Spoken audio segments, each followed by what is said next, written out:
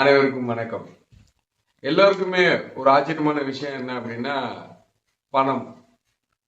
இந்த உலகமே பணத்தை நோக்கி நகர்ந்துகிட்டே இருக்கு. ஒவ்வொரு மனுஷனும் தன்னுடைய தேவைக்காகவும் தன்னுடைய தேவையை பூர்த்தி செஞ்சுக்கிறதுக்காகவும் தன்னுடைய வாழ்க்கை நிலைமையை மாற்றிக்கொள்வதற்காகவும் பணத்து பின்னாடி ஓடிக்கிட்டே இருக்கும். அப்படி என்ன பணத்துக்கு பின்னாடி இருக்கக்கூடிய விஷயம் என்ன? எல்லோருமே அது பின்னாடி ஓடிட்டு இருக்கோம்ல. அப்போ பணம் எப்போ உருவாச்சு, அந்த பணத்துடைய வரலாறு என்ன நம்ம தெரிஞ்சுக்கிட்டா மட்டும்தான் இன்னைக்கு நம்ம ஏன் பணம் பின்னாடி ஓட வேண்டிய அவசியம் இருக்கு அப்படின்றத நம்மளால புரிஞ்சிக்க முடியும்.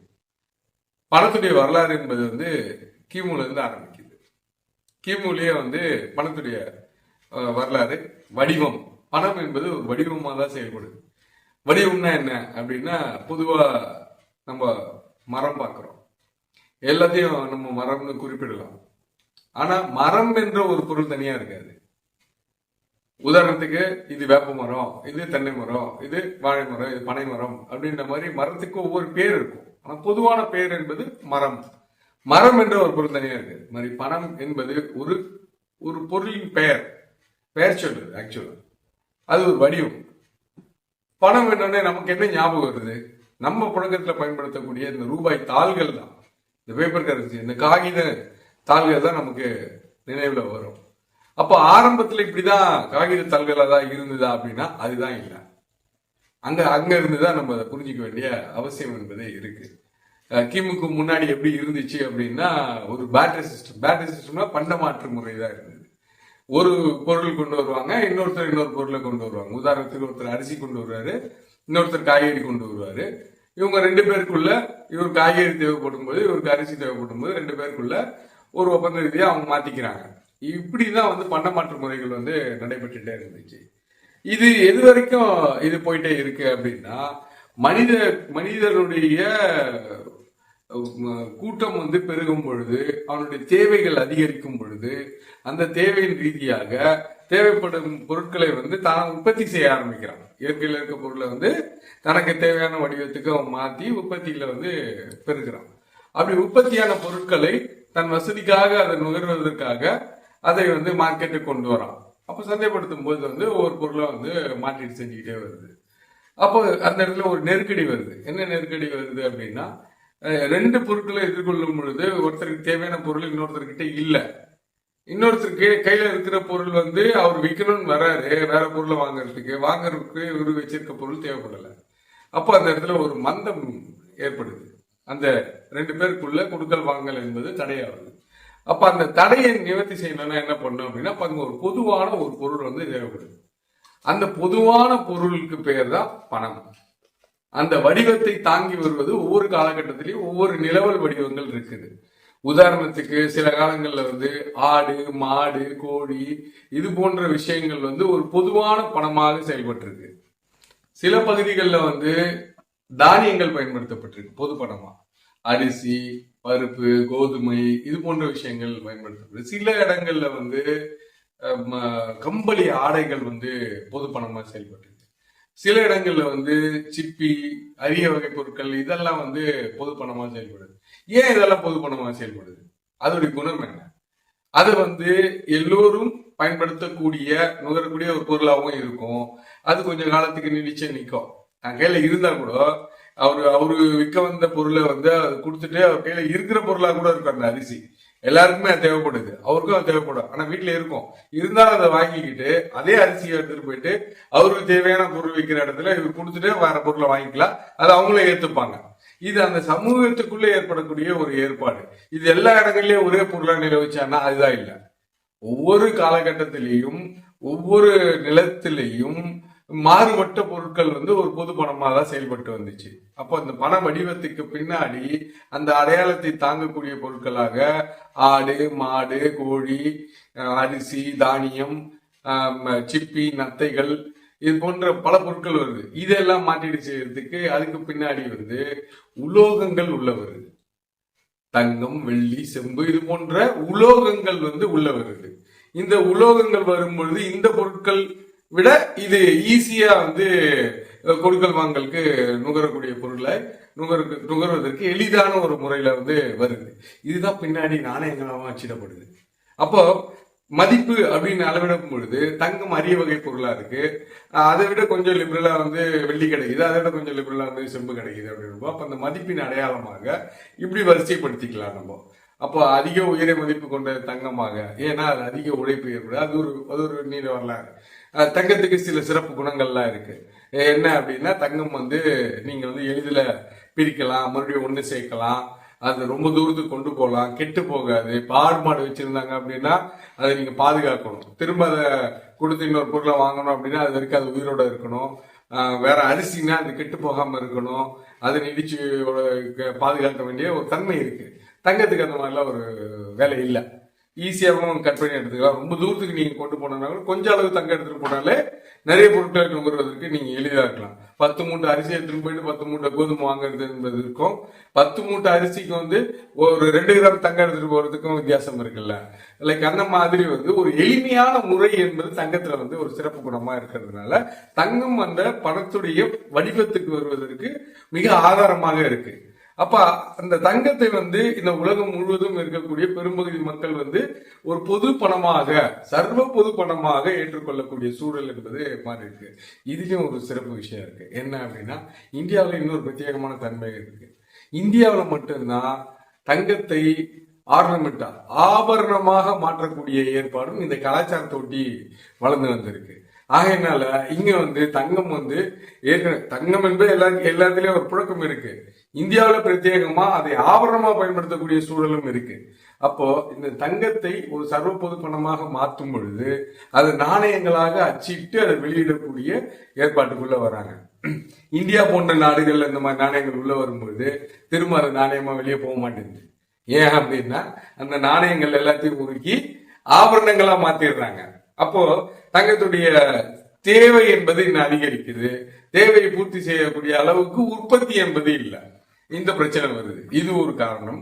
இரண்டாவது காரணம், தங்கத்தை தொடர்ச்சியா நம்ம புழங்கும் போது வந்து தெரியும்ல, அப்ப எல்லா மக்களும் புழங்கும் போது என்ன ஆகுது, ஒரு 10 கைக்கு பதிலாக 100 கை அந்த நாணயத்தை புழங்க அதோடைய உண்மையான எடை அளவு என்பது குறைஞ்சிக்கிட்டே வரும்ல. அப்ப அது குறையவும் ஆரம்பிக்குது. அப்போ ஒரு பக்கம் உற்பத்தி அளவு அதிகமா தேவைப்படுது, ரெண்டாவது பக்கம் அதோட தேய்மானமும் சேர்ந்து குறைஞ்சிட்டே போகுது. அப்ப இதை மாற்றீடு செய்யணும்னா என்ன பண்ணலாம் அப்படின்னும் போதுதான் அடுத்த கட்டத்துக்கு வந்து அந்த பேப்பர் கரன்சி, காகித தாள்கள் வந்து உள்ள வருது. இந்த காகித தாள்கள் எந்த மதிப்பை தாங்கி வருதுன்னா தங்கத்துடைய மதிப்பை, தங்கத்தை மாற்றீடு செய்யக்கூடிய வகையில இந்த காகித பணம் என்பது உள்ள வருது. இப்போ பண வடிவத்துக்கு காகித தாள்கள் வந்துச்சு. இப்ப இருக்கக்கூடிய நிலவல் வடிவம்னு நீங்க புரிஞ்சுக்கோங்க. இப்ப இந்த பணம் என்ற இந்த காகிதத்தால் உருவாக்குவதற்கு எவ்வளவு செலவு அப்படின்றதுலாம் கிடையாது. ஆனா தங்கத்துக்கு இது மாற்றிடு. இதுதான் இப்போ இந்த 19ஆம் நூற்றாண்டு, 18ஆம் நூற்றாண்டு, 19ஆம் நூற்றாண்டு காலவாக்குல இந்த நடைமுறை வந்து மாறுது. அப்போ வணிகத்திலையும் சரி, தொழில்துறையிலும் சரி, உலகம் முழுவதிலையும் பெரிய அளவில் கோல் வச்சுட்டு இருந்தது இங்கிலாந்து. அப்ப இங்கிலாந்து புழக்கத்துல இருந்த நாணய வடிவம் என்ன அப்படின்னா வந்து பவுண்டு. இந்த பவுண்டு நாணய முறையை வந்து அவங்க வர்த்தகம் செய்யக்கூடிய எல்லா நாடுகளும் வந்து அங்கீகரிக்கிறாங்க. ஏன்னா பொருளாதார நிலைமையில வந்து அவன் வந்து செலுத்தி நிக்கிறான். அதே நேரத்துல தொழில் வளர்ச்சியும் நல்லா இருக்கிறதுனால இவங்க கிட்ட வாங்கினா ஒரு நம்பிக்கை இருக்கு அப்படின்ற ஒரு நம்பகத்தன்மை வந்ததுனால உலக பொது பணமாக பவுண்ட் வந்து செயல்பட ஆரம்பிக்குது. எப்போ அப்படின்னா 19ஆம் நூற்றாண்டின் துவக்கத்திலேயே 1821 இருந்து ஆரம்பிக்குது. அது அப்படியே படிப்படியா அது மெயின்டைன் ஆகிட்டே வருது. கிட்டத்தட்ட 1944 வரை, அதாவது 20ஆம் நூற்றாண்டின் மத்திய வரை, 2ஆம் உலகப் போர் முடிவும் பொழுது அந்த இடத்துல வந்து இங்கிலாந்து வந்து முதல் உலகப் போர், 2ஆம் உலகப் போர், இது ரெண்டுலயும் வந்து அவன் வந்து பொருளாதார ரீதியா பின்தங்குறாங்க. அப்போ என்ன ஆகுது, அந்த இடத்துல இவங்க உலக பொது பணத்துல இருந்து வெளியேறுவதற்கான ஒரு சூழல் வருது. அப்ப அந்த இடத்தை மாற்றீடு செய்வதற்கு தான் வந்து அமெரிக்க டாலர் வந்து உள்ள நுழையுது. 1940க்கு அப்புறமா தான் ஒப்பந்தத்தின் ரீதியாக டாலர் கரன்சி என்பது தங்கத்துக்கு மாற்றீடாக தன்னை ரெஃபரன்ஸ் பண்ணுது. ஒரு டாலருக்கு 1 கிராம் தங்கம் அப்படின்ற அடிப்படையில இருந்து இந்த அளவு மாறாது அப்படின்றத ஒரு உறுதித்தன்மை கொடுக்குறாங்க. ஏன் அமெரிக்கா வருது? 2 உலக போர்லயுமே அமெரிக்கா ஈடுபடாததுனால அவருடைய பொருளாதார நிலைமை என்பது மற்ற நாடுகளை காட்டிலும் உயர் நிலையில இருக்கிறதுனால அவன் மேல ஒரு மரியாதை இருக்கு. அப்ப அமெரிக்கா அந்த டாலர் கரன்சி வந்து எல்லாரும் ஒரு உலக சர்வ பொது பணமாக பயன்படுத்தலாம் அப்படின்ற முடிவுக்கு வராங்க. ரைட், இது அப்படியே கண்டினியூ ஆகி 1971 நிக்சன் கவர்மெண்ட் வந்த பிறகு அவங்க ஒரு அறிக்கை கொடுக்குறாங்க. அவங்க என்ன அறிக்கை கொடுக்குறாங்க அந்த இடத்துல, இனிமேல் தங்கத்தை மாற்றீடு செய்ய முடியாது, டாலர் கரன்சியை நீங்க வந்து வர்த்தகத்துக்கு பயன்படுத்துங்க அப்படின்ற மாதிரி சொல்றாங்க. அப்போ என்ன சொல்ல வராங்க, இதை நீங்க இனிமேல் கொடுத்தா தங்க தரமாட்டேன் அப்படின்றத சொல்றாங்க.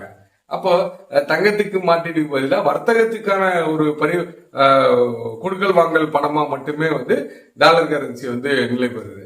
அதையும் ஏத்துக்கிறாங்க பல நாடுகள். ஏன் அப்படின்னா வர்த்தக ரீதியாகவும் தொழில் ரீதியாகவும் அமெரிக்காவும் நல்ல சவுண்டா இருக்கிறதுனால அதை அக்செப்ட் பண்ணி மூவ் பண்றாங்க.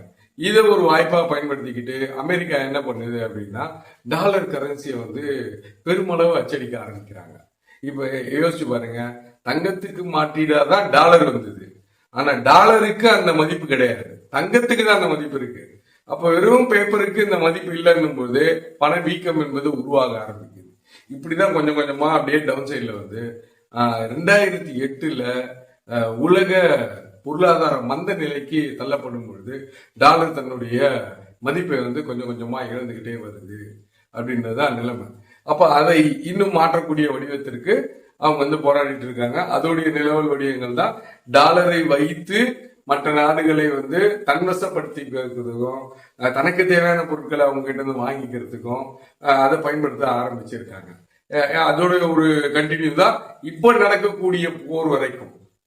இஸ்ரேல் ஈரான் போருக்கு பின்னாடி பேசக்கூடிய விஷயம் என்னன்னா எண்ணெய் பிரச்சனை, அணுகுண்டு வச்சிருக்காங்க அப்படின்னு. இதெல்லாம் தாண்டி டாலர் தன்னுடைய மதிப்பை இழக்குது. மாற்றீடாக சீனா, ரஷ்யா போன்ற நாடுகள் பொருளாதார ரீதியா மேல வந்து அவங்க வந்து தன்னுடைய கரன்சியை வந்து பொது பணமாக மாற்றுவதற்கான முயற்சிக்குள்ள போயிட்டே இருக்காங்க. பல நாடுகள் அவங்க சொந்த மதிப்புடைய கரன்சியை வந்து அவங்க வந்து கொடுக்கல் வாங்கலுக்கு பயன்படுத்துறதுனால டாலர் வந்து பின்னுக்கு போகுது. இதுதான் இப்ப இருக்கக்கூடிய விஷயம். அப்போ பணம் என்பதற்கான வரலாறை இப்ப நம்ம பார்க்கும்போது தெரியுது. எல்லா பொருட்களையும் பயன்படுத்திட்டு இருக்கோம். அந்த வடிவத்துக்குள்ள ஒவ்வொரு காலகட்டத்திலயும் ஒவ்வொரு பொருள் உள்ள போயிட்டே இருக்கு. இந்த காகித பணமே கூட நீங்க நாளைக்கு போயிட்டு இருக்குமா அப்படின்னா அதுவும் கிடையாது. இப்பயே நம்ம பாக்குறோம் டிஜிட்டல் கரன்சி. உதாரணத்துக்கு நம்ம இதுல பயன்படுத்துறோம்ல ஜிபே, போன்பே, இந்த மாதிரியான விஷயங்களை நம்ம பயன்படுத்துறோம் கொடுக்கல் வாங்கலுக்கு. அதுல என்ன பண்றோம், பணம் அதுல பரிமாறப்படுது. ஆப்வியஸ்லி பணம் தான், ஆனாலும் எண்கள் ரீதியாக தான் அதை அந்த இடத்துல நம்ம கொடுக்கல் வாங்கல் வச்சுக்கிறோம். அப்போ இப்போ அதுல ஒரு பிசிக்கல் தன்மை கூட இல்ல பாருங்க, பேப்பர் கூட இல்லாம ஒரு பொருளை வாங்கும் போது இங்க இருந்து நம்பர் தான் நம்ம பரிமாறுறோம், மாற்றிட்டாக ஒரு பொருளை நம்ம வாங்குறோம். இப்படி மாறுது. நாளைக்கு இன்னொரு வடிவம் போகும். அப்போ பணம் என்பது ஒவ்வொரு காலகட்டத்திலும் ஒவ்வொரு சூழ்நிலைமைகளிலும் ஒவ்வொரு மாற்றத்தை நோக்கிய நகர்ந்து வருது. ஆனா நம்ம என்ன நினைச்சிட்டு இருக்கோம், பணம் ஒரு பெரிய அரிய வகை பொருள், பணம் என்பது ஒரு புனிதமான பொருள், பணம் என்பது ஒரு பாதுகாப்பான ஒரு பொருள், பணம் என்பது ஒரு பெரிய பிம்பம். இப்படி ஒரு மாய தோற்றம் தான் அது பின்னாடி ஒளிஞ்சிருக்கு. உண்மையான விஷயம் அது இல்ல. அந்த பணத்தை வச்சுக்கிட்டு நீங்க ஒண்ணும் பண்ண முடியாது. பணத்தை நீங்க கையில வாங்கி வச்சுக்கலாம். நீங்க அந்த பணத்தை கொடுத்து பொருள் வாங்கினா அங்க பொருள் இருக்கணும். பொருளே இல்லாத இடத்துல நீங்க பணம் வச்சிருந்தீங்கன்னா ஒரு பிரயோஜனமும் கிடையாது. ரைட். அப்போ பணத்தை மட்டுமே கையில வச்சு உயிர் வாழ்ந்துட முடியுமா அப்படின்னா எந்த ஒரு உற்பத்தியும் நடக்காத இடத்துல பணத்தை மட்டும் கையில வச்சுக்கிட்டு ஒண்ணுமே பண்ண முடியாது. அப்போ உற்பத்தியான பொருட்களை நுகர்வதற்காக மட்டுமே, அதை வாங்கறதுக்காக மட்டுமே இந்த பணம் என்றது தேவைப்படுது. அப்போ அந்த பணத்தை நீங்க கையில வச்சிருப்பது என்பது உங்களுக்கு தேவையான பொருளை வாங்கறதுக்கு தான். அப்ப உண்மையான மதிப்பு எங்க இருக்கு அப்படின்னா நீங்க வாங்கக்கூடிய பொருள். அப்ப அந்த வாங்கக்கூடிய பொருளுக்கு பின்னாடி ஒளிஞ்சு இருக்கிறது என்ன, உழைப்பு. இயற்கையில் இருக்கக்கூடிய ஒரு பொருளை மனுஷன் தன்னுடைய அறிவு, சித்தம் இது எல்லாத்தையும் பயன்படுத்தி உழைப்பை செலுத்தி தனக்கு தேவையான வடிவத்துக்கு அதை மாத்துறான்.